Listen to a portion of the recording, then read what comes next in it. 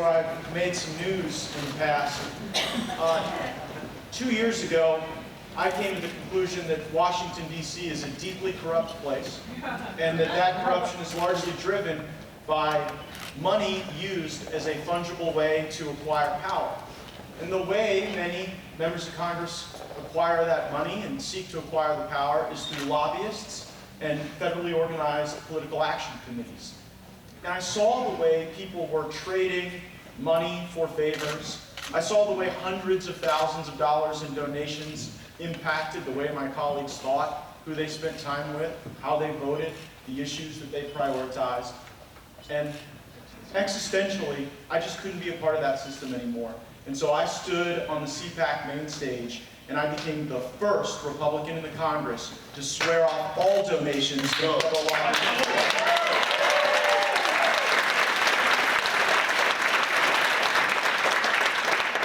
Turns out, many of the CPAC organizers and main sponsors are lobbyists and political action committees, which may go a long way to explaining why I'm here with you in the Monet room.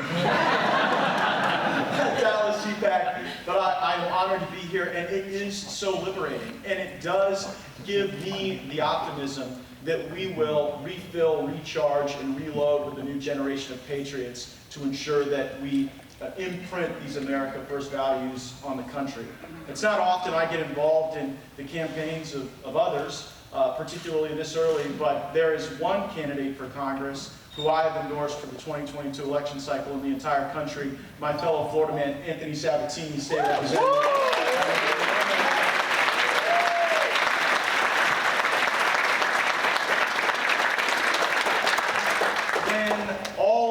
Media, the corporations, and even some Republicans thought the way to respond to the Chinese coronavirus was to limit the freedom and productivity of our people.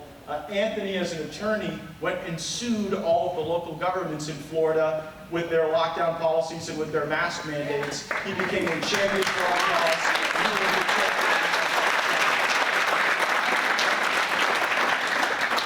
CPAC is an opportunity for us to define our movement, to ensure that we identify its contours, that we inspire our activists, that we ensure that our candidates are carrying the right message, and that we ultimately draw more voters to our cause.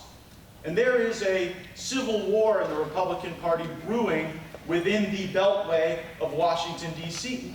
Because when Donald Trump departed that town, the establishment wanted their power back. They wanted to be the gatekeepers. They wanted to squelch this populist movement of folks around the country that believed we could actually realign our politics. That we didn't have to sit here and suffer through managed American decline. That we could be forward-leaning, productive, and that we did not have to be sorry for advocating for our nation, for our countrymen, and for the responsible use of the resources of our country. And I think that with his departure, there was this sense that, ooh, the Republican Party could go back. Well, I'm telling you this, I'm not going back.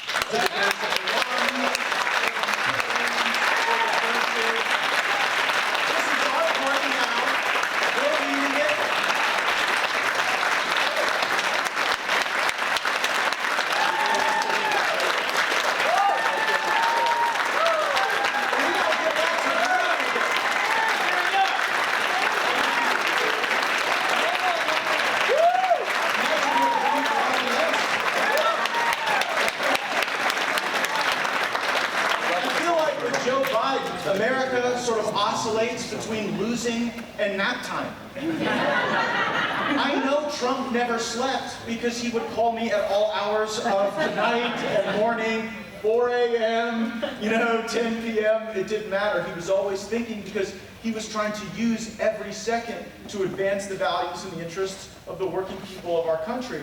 And with Biden, there's this lethargy that we see in the executive, but then there's all this scurrying about in the agencies of our government that really do seize power and that are trying to execute this new woke-topia on the rest of us that looks more like the Portland Chaz than the America we know and love and want to pass on to the next generation. But I have to hand it to the Democrats when it comes to tactics and strategy, and that is really the thrust of my message to all of you today. When Barack Obama left Washington, or at least left the White House. I don't think he exactly went back to the community organizing in Illinois. He's in a swanky neighborhood in Washington. But when Obama left power, he and Eric Holder, his wingman attorney general, endeavored to go out and battle for Secretary of State positions. George Soros went out and funded people to be district attorneys in places that you might not immediately think are highly significant or relevant. They got their best trainers to get young lawyers to go and serve on canvassing boards and as observers and as precinct committee men and women and on the review boards for a lot of the organization of how these ballots have to be reconciled to the voter file. And we went to the next Trump rally, right? We were this like fun, awesome carnival that was focused on why people vote. You know, better jobs, better careers, more prosperity, an enduring sense of patriotism. And while we were focusing on why people vote, growing our margins with Hispanic voters like you would never believe, especially here in Texas, in the Rio Grande Valley and in my beloved Florida, you know, Donald Trump got a greater percentage of the African-American vote than any Republican since Richard Nixon. So we were doing all of those things, and meanwhile, the Democrats were focused on how the ballots were counted. And they became highly proficient at really legalized, and in some cases not legal, ballot laundering, where requests would be submitted, where there'd be someone purposefully in place to receive that request, to fill it out, and then to return that ballot, often with the person who was supposed to be voting never even knowing that a ballot had been sent to them. In some cases they had moved, in some cases they simply were not choosing to participate in the election. I mean, I don't know any reasonable American who can make the argument that Joe Biden legitimately got more African-American votes in inner city Detroit than Barack Obama. Most popular president in history. Well, not the current one we got. But it shows where their focus was. And that is why the work that Matt Brainerd and his team are doing are so critically important, because we have to be able to match that competency. If any of the policies that we care about, that I'm going to talk about today, matter, we have to be a lot better at the process of animating those policies through election victories, monitoring, observation, auditing, and ensuring that we're putting some of our best people in positions that can ensure our nation runs clean elections. Marjorie Taylor Greene and I are traveling the country, rallying folks up here.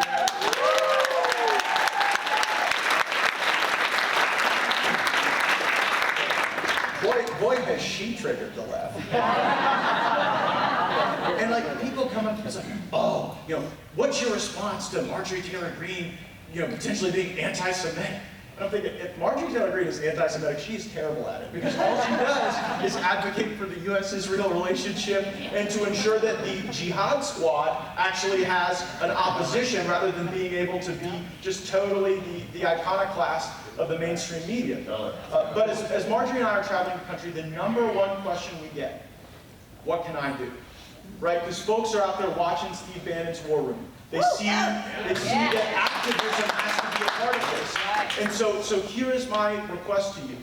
Look at the work that Matt and his team are doing and help evangelize folks to actually play a critical role in the processes that will restore confidence and competency to our elections. That is something we can do. You know, sign up as a state committee man or committee woman. Join if you're a Republican, join a Republican executive committee. If you're not a Republican, that's okay too. I think we have to be very open-minded as to who is welcome under the America First banner. And not everybody's going to be a Republican. And I'm cool with that. And those folks need to be assured that we are monitoring elections and that we're developing those capabilities. And yes, we need national figures to go out and galvanize the effort, but the execution is largely going to occur at the county level. When you look at how Trump won, particularly in the Midwest, it was by flipping counties. And so, you know, you have to think about a national branding for this movement, but county-based execution. And frankly,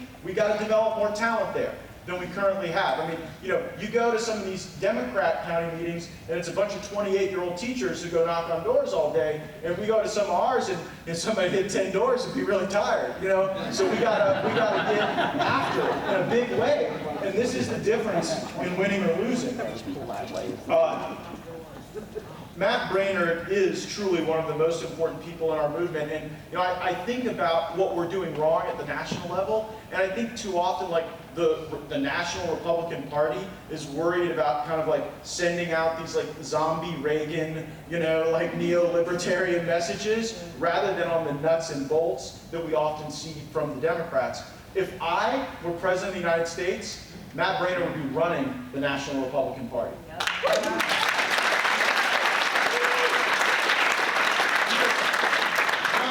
When we had CPAC in Florida, we had about 4,000 people show up. Here, I think it's somewhat comparable, maybe a little less, but that is not enough to get the job done. And so we have to be more than just effective operators. We truly do have to go and evangelize people, not just to the message, but to the particular skills that will drive this election integrity significance.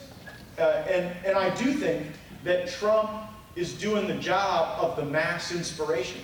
You think back to the Bush years and like the Karl Rove strategy of how people won elections. And Rove had this theory that we needed to micro-target and send specific messages to specific people on specific subjects. So if you were a left-handed lesbian Eskimo, we could send you a specific message on those points. And Trump rejected that. His theory was not a Rovian strategy. His theory was make America great again. We are all in one united common destiny. We're in the same boat. We're not going to slice and dice the electorate. We're not going to say, okay, we're going to say a different thing to the soccer moms than the security moms. No, we all stand for a rising America. We believe that the resources of our country need to be dedicated to our people. And as we look for the places of that mass inspiration, Trump's doing his job. But I look at where I work in Washington, D.C., and we do not see a lot of that important effort coming out of the Beltway. We just don't. You look at who the leaders are in the Republican Party, ideally in Washington. I think Liz Cheney said the leaders of the Republican Party are Mitch McConnell and Kevin McCarthy. I mean, nobody gets those guys, but like, does anybody buy that? You're the activists that actually do stuff. How out of touch, right? And so we have to recenter that truth. And I think one way we can do it is look at some of the inspirational figures that we have leading states around the country. And in that regard, I want to give a plug to my very good friend, the governor of the Sunshine State, Ron DeSantis.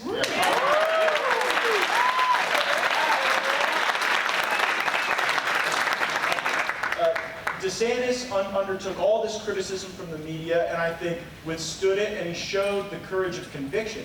And gosh, I think I've met 1,000 candidates while being here at CPAC, and they all say the same thing. We're going to fight with you. We're not going to be part of the establishment. And then you're like, oh, well, that turns out that's what they all say. But then you actually get people like DeSantis who get in there, and I think give us a lot of hope and inspiration. Now, like DeSantis, I am a Florida man. You may have heard of the Florida man meme. I am very in love with my fiance Ginger, who's a California woman, and she kept asking me, like, what is this Florida man thing? I keep hearing that. And so, like, the best way to describe it is some foible or folly or peculiarity or peccadillo that kind of manifests with a little bit of a MacGyver effort and a run-in with the law, but like nothing devious. And so the Florida man game is you can actually enter your birthday and the word Florida man, and you can see sort of whatever weird criminal activity occurred appending to that. So like, for example, I was born on May 7th, so you could type in May 7th, Florida man arrested for singing praise music while surfing on the top of a moving Cadillac. It's just my day, my particular Florida man story. February 9th, Florida man tries to pay for Wendy's order with live alligator in drive-thru window. Or even recently, July 5th, Florida man runs for governor of Texas, Alan West.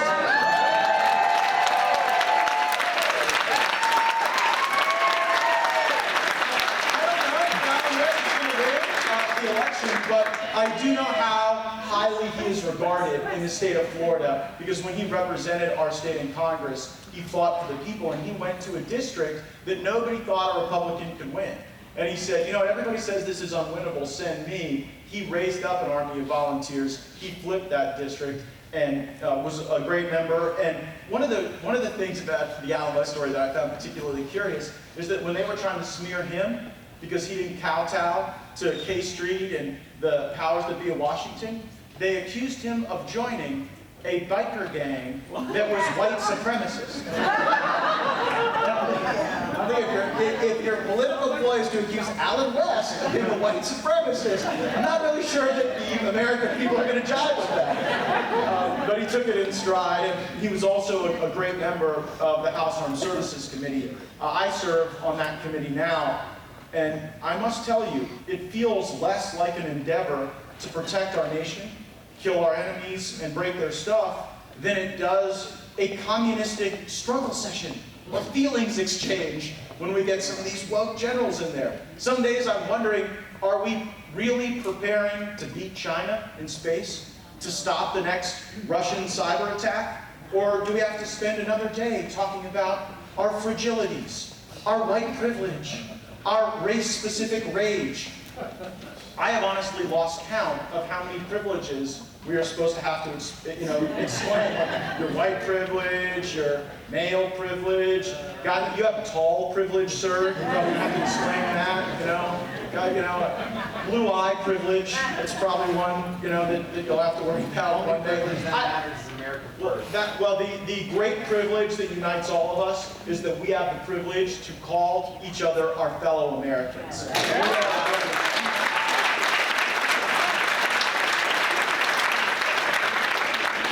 I don't think I have any white rage, but I do have rage against those who would do harm to our country, who sell out. That's where we should direct our rage. And I don't think we should apologize for who we are, and I don't think we should accept the institutions in our country driving division.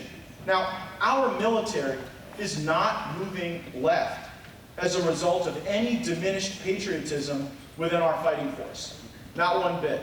Ginger and I were on a military base recently, and the love of country that these young women and men have, their willingness to step forward and serve, I am in awe of them. Military families are truly the best among us, and they do inspire the best within us.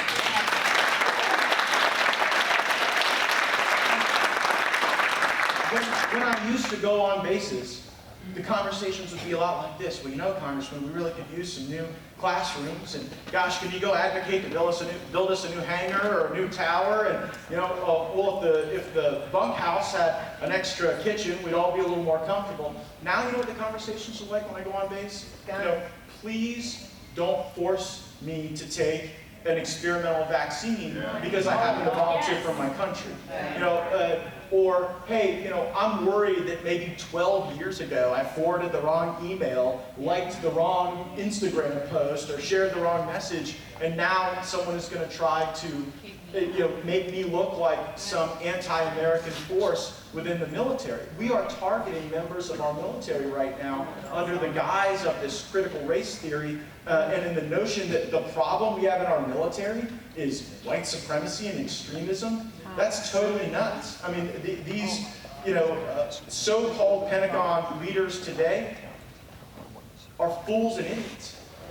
Joe Biden's Secretary of Defense, Lloyd Austin, is one of the most incompetent people I have ever observed in the United States government. And that's saying something because I had oversight responsibility over Attorney General Jeff Sessions. So you really got to do something with your work. If Lloyd Austin had one brain cell, it's playing freeze tag. And if you're wondering how he got this job, Secretary of Defense, what were his accomplishments? You remember when Obama thought it would be a good idea for America to enter the Syrian civil war? That somehow we were going to be a positive influence in a bunch of people fighting each other, who've been fighting each other for hundreds of years, and will probably be fighting each other for hundreds of years from now? So Obama says, okay, we got ISIS and Assad, and they're fighting each other, but we're going to go build a new Jeffersonian democracy in Syria out of blood and sand and Arab militias. So Lloyd Austin is responsible to go and train up the Arab militias that are going to fight Assad and ISIS. He spent $42 million on one program. And how many Syrian fighters did we have to count on after the first fight? Lloyd Austin said, 4 or 5?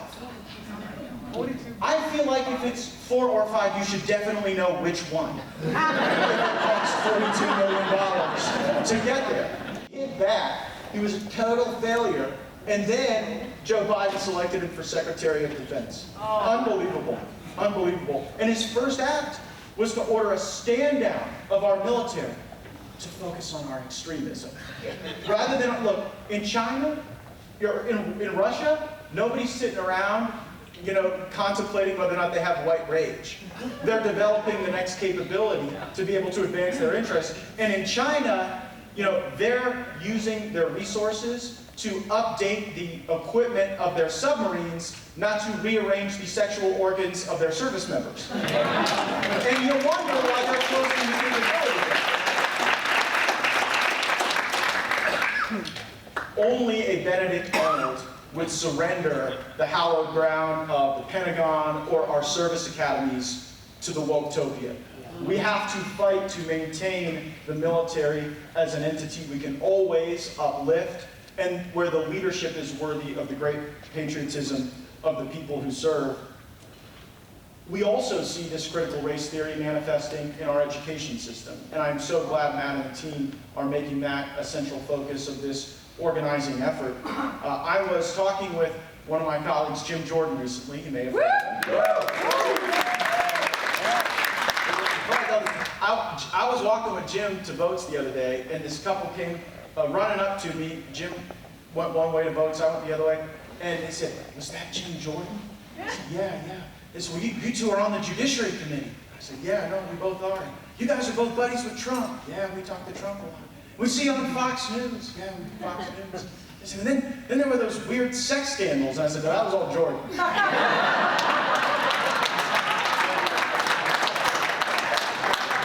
They came for him too. They come for the fighters.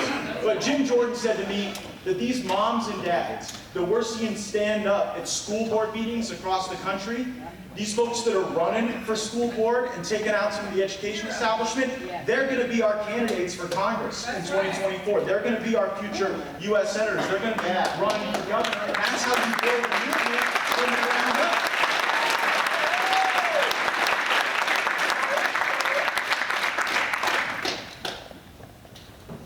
One of the other issues that has to animate this organizing effort is a belief in our country. I mean, I was in the Florida legislature. I debated Democrats all the time. And really, even though they had different ideas, I felt like the Republicans and Democrats both wanted Florida to win. We just had a different game plan on how to get there. I go up there to Washington now, and some of those folks wake up every day with the goal of diminishing America, to make us less of a significant force in the world, and to make the values that have really driven American culture less poignant in our society. One issue that brings into sharp relief whether or not you have a country is whether or not you have a border. The number one trait of a nation is not a flag. It is not some person that parades around pretending to be the head of government. It is not currency, right? If printing currency made you a world power, Zimbabwe would be the most important country in the world. It is having a border that you have total control over. Think of the failed states. Libya, Yemen, Afghanistan.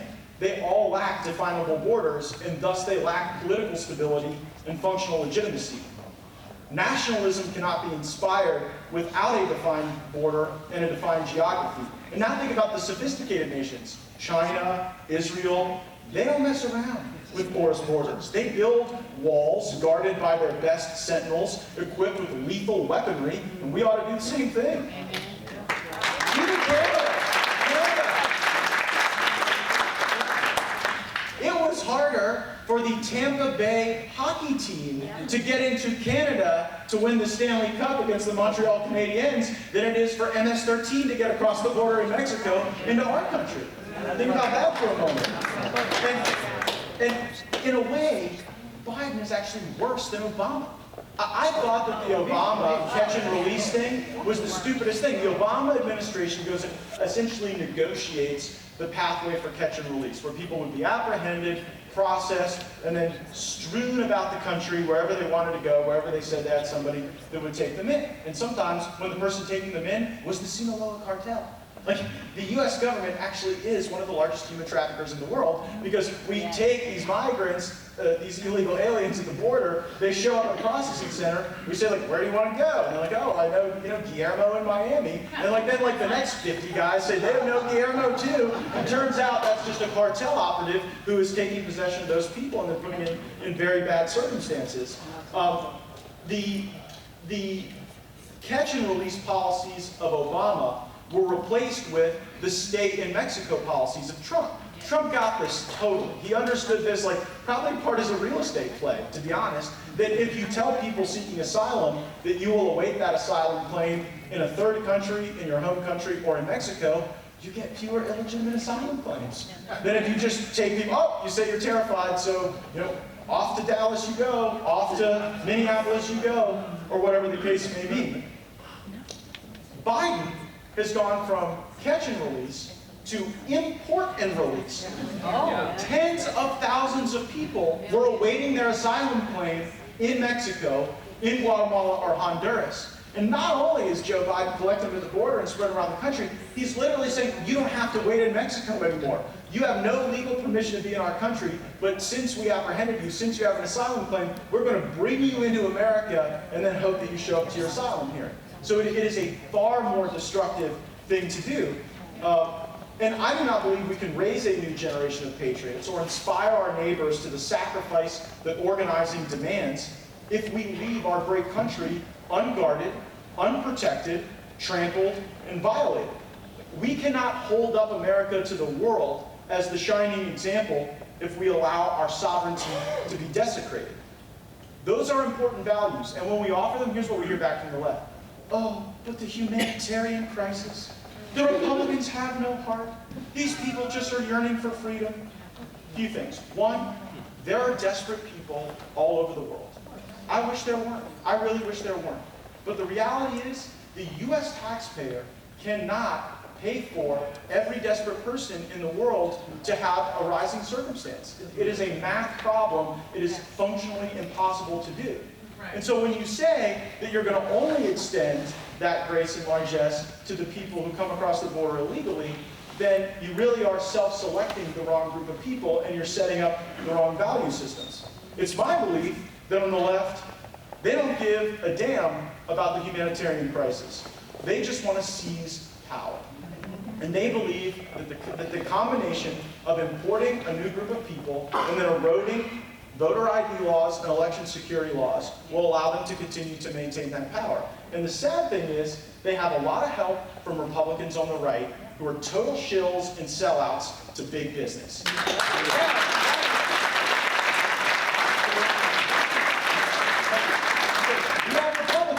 That are very willing to talk tough on immigration, but then vote for amnesty policies because big business wants illegal labor because it drives down wages. It is as simple as that, and we need to identify that behavior when we see it and call it out and get a better batch of Republicans. Now think of the new Biden policy. The new Biden policy is any woman who is pregnant will not be detained.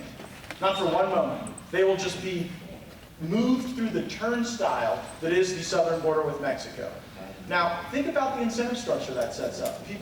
When we said you're going to be treated differently if you bring a kid, more people brought kids. And that was a terrible thing to put those children through. And now when we say, well, if you're pregnant, right on through, then I think that is going to increase the problem of anchor babies. And so, if they really cared about the humanitarian crisis, they would end the policies that create an incentive if you bring a child. You should be punished harsher if you bring a child through those conditions. You shouldn't have extra leniency. And if we really cared about the humanitarian crisis, I believe we would end birthright citizenship by fraud in the United States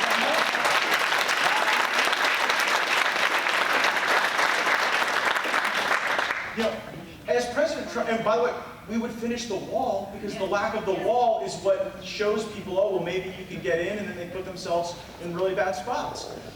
As President Trump reminds us, we don't build walls because we hate the people on the outside. We build walls because we love the people on the inside. And I think showing that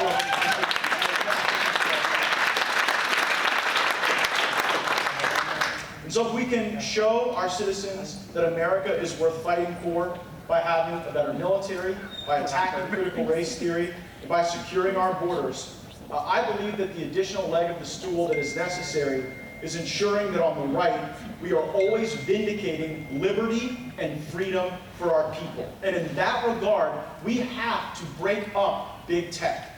Yeah. I have heard enough Republicans on this subject without any action. Republicans get out there and say, oh, the censorship is terrible. But when there are bills put forward to break up Google and Facebook and Amazon and Apple, they say, oh, too much government power. We can't back that. Look, these tech companies are more powerful than any government that has ever existed in the history of the world. Like, we broke up the monopolies in earlier years in America, but Mark Zuckerberg, Jeff Bezos, Sundar Pichai, Tim Cook at Apple, they have way more, any one of them has way more power than Rockefeller, Carnegie, Vanderbilt, all put together. So while businesses may seek to be monopolies, statesmen should seek to bust them up. And that is exactly what I'm talking about.